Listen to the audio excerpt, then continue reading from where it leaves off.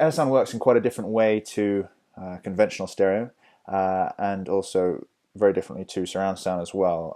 Whereas in stereo and surround sound you have separate speakers placed around the room, with Airsound you only need one speaker. You will need multiple drivers because you need to be able to reproduce at least 3 channels of audio now. So we're essentially taking 2 channels of audio, the left and the right, and we're mixing them in various ways in order to generate 3 channels, but they can be reproduced from a single point in space, i.e. a single loudspeaker system.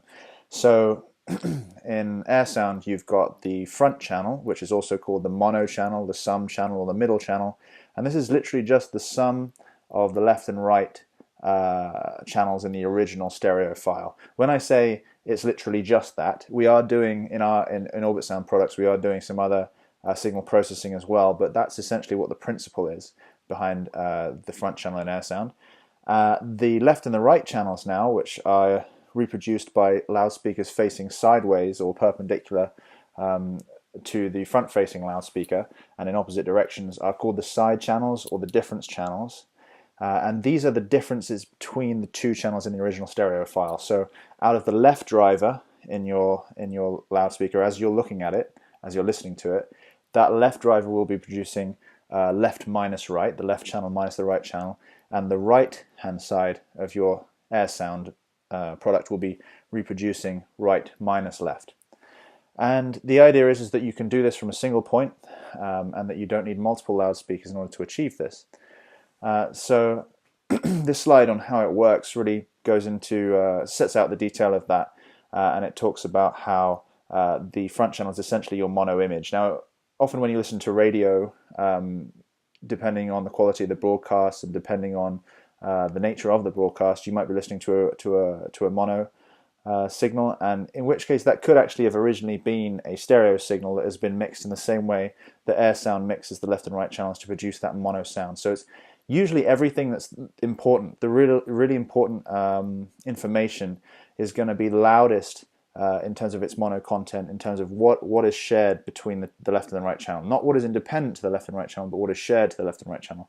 So once you sum them together, anything that was shared between the left and right speakers is now amplified. It's now louder in volume because it's reinforcing. But anything that was different between the left and right channel is comparatively quieter because it's not being reinforced once the summation occurs. Conversely, with the left minus right and the right minus left operations for the side channels, this is the difference information, so it reproduces what is different between the left and the right channels. And it so happens that this is actually where all the spatial information is stored and recorded. So when you're listening to a difference channel in an Airsound system, you're really listening to the ambience.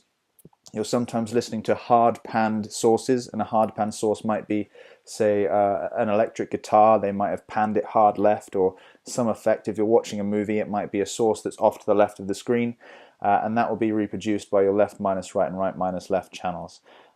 It can sound quite strange if you're listening to just the spatial channel of Airsound, i.e. the difference channels, because most of the time, again, it's just ambience, and you very rarely experience in the natural world ambience without some direct sound as well. But that's essentially what the spatial channel is doing.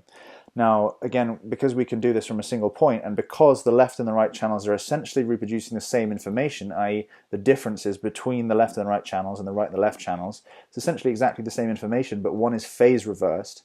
It means that you can experience that same sound from wherever you are in the room. Wherever you are listening to it, you experience that same proportion of direct sound from the mono front, the middle channel, and the side channels. So you're always experiencing that same proportion, the same mix of side to middle.